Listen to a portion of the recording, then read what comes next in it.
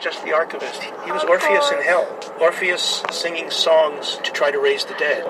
My father believed in God all the time, but his problem was that he knew that it was a trial for the mankind. He can't imagine that the trial for the mankind had to be so hard. But I think his bad memories were strong. What's up, guys? Give a shout out to Alexander Kulishevich wrote and chronicled a world of music in a terrible place, in a terrible time. He left behind the single largest collection of songs and documentary material about the world of the Nazi concentration camps. All right, let's see. What do we have here? Here's the earlier part of the Erica story. All of this is now housed at the United States Holocaust Memorial Museum in Washington, D.C. I'd like to read the list of the archives as it came to us. Brett Werb is the museum's music curator.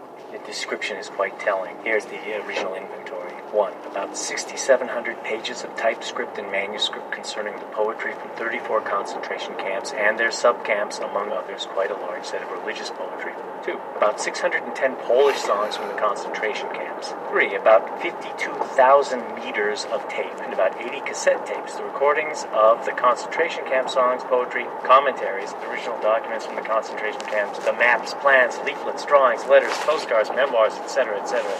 Among others, the original never-published story of Alex's life, titled How My Voice Was Dying.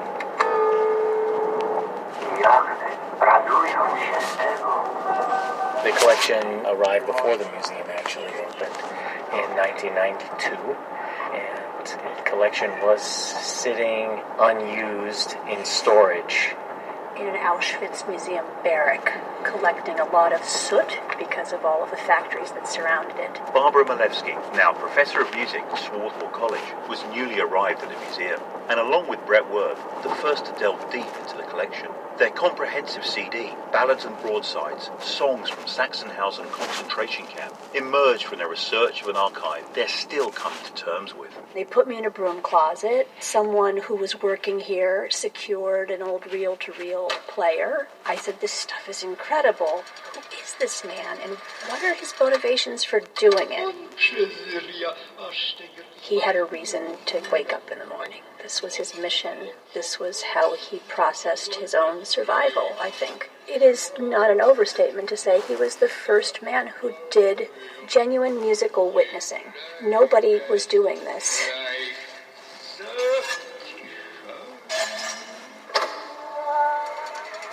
To understand Alexander Kulishevich, let's roll back the tape of history. His son Christoph shared his father's life and work in Krakow. My father was born in 1918 in the Czech-Polish region of Cieszyn, near the Czechoslovakian border and German border, so he was also speaking Czech and fluent German. Songs were very important in Silesia. And my father was singing these songs, and he was playing violin, then he was playing guitar, and he could also whistle. Perhaps the most significant event in Alex's young life is something that sounds like a folk tale. As a cocky youth, he seized a power cable in his hands.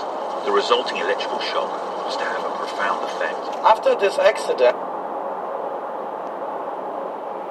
he was now the present father of Achilles. He, too, rushed home before all the other Argonauts left the city. Theseus also had a message waiting for him. It was from his old buddy and childhood hero, Hercules, who had apparently made it back to mainland Greece. He had knocked out a few more labors and told Theseus to meet him in Mycenae. He needed Theseus' help. They were going to find the Amazonians. Also, maybe don't take the western road out of Iolcus. On the western road out of Iolcus, the remaining Argonauts looked ahead of them and saw a large, muscly man running at them at full speed. Even if he wasn't wearing a lion cloak and nothing else, and carrying a large club, they would know him anywhere. It was Hercules. The remaining Argonauts screamed and bravely ran away. Hercules got a few, and thanked them for marooning him on an island. He thanked them with his club, which is the very worst type of thank you, especially coming from Hercules. Peleus returned home after nearly 6 months, and, walking up to his house, he dropped his pack and smiled when he heard the sound of a baby crying. This one, Achilles, had lived when 6 others hadn't. Though exhausted, he ran as fast as he could and threw open the door, and screamed in horror at what he saw. What he saw changed his wife's, and Achilles' life forever. And we'll talk about what he saw when we get to the story of the Iliad. Something to look forward to. Months passed, and Aeson ruled Iolcus as king, just 21 years too late. Peleus was pardoned for his crimes. He was just a broken old man after all, and the one he had betrayed for the throne was just entering adulthood. Again, and he would be wary of any moves by Peleus. The old man stayed in his humble house, with his 3 daughters. Medea was welcomed with open arms by her father-in-law. Jason learned with sadness that his mother had died years ago. She hung herself in anguish. Jason was happy to have years with his father, though at his current age the man was almost like a brother. The people loved the story of the Argos' journeys, and they were intrigued, yet a little wary of Medea and her magic. Many rich and powerful citizens came to Medea, wanting Medea to return them to youth as well, but she refused almost all of them. One day, Peleus' 3 daughters came to Medea. They told her all about their father, and the sad, lonely life he lived. They said he was filled with regret for all the evil things he had done, and they pleaded with the witch. She told them that she would help them, but Peleus must leave the city as soon as his youth was restored. Aeson, though he was publicly forgiving, privately hated the man and blamed Peleus for the death of his wife. If he found out about this, Medea would be sent back to Colchis to face her father. She told them that she would come to the house the next day. When she knocked on the door of Peleus' shack, they hardly recognized her in the clothes of an old beggar. She quickly entered the home, and the daughter said that Peleus was in the other room, asleep. Medea told them that it was perfect. The next part would not be fun. Peleus had obviously told them how she brought Aeson back to life, right? They gulped and nodded. Medea laid 3 knives out on the table. She said that she couldn't Mom? do it. The old man didn't trust her. What? Is today the Super Bowl? No. Sunday. Super Bowl Sunday. Oh.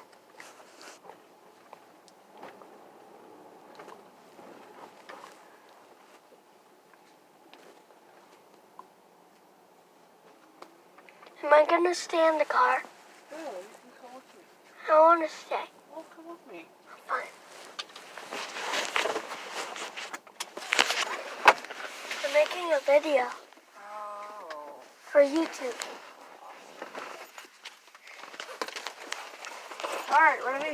Yeah, let's go. Alright.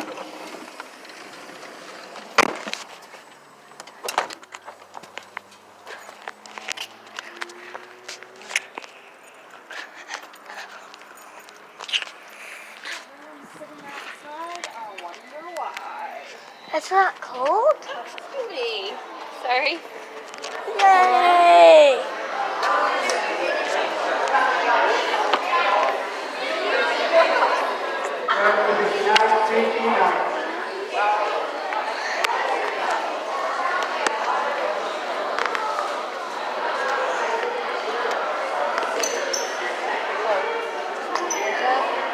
Yeah.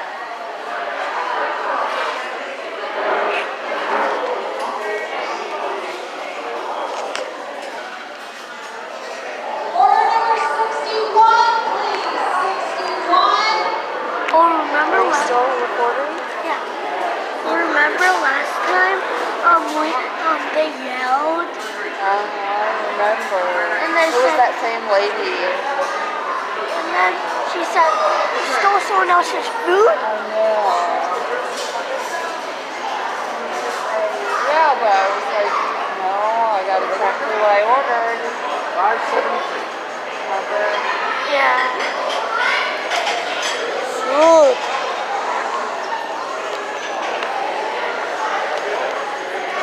Food.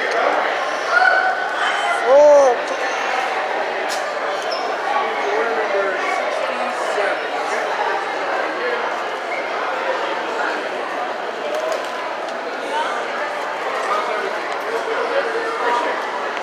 Hi. Hi.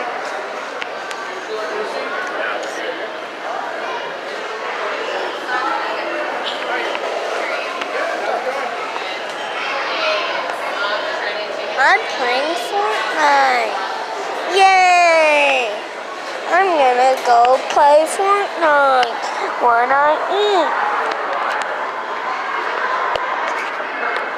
Okay?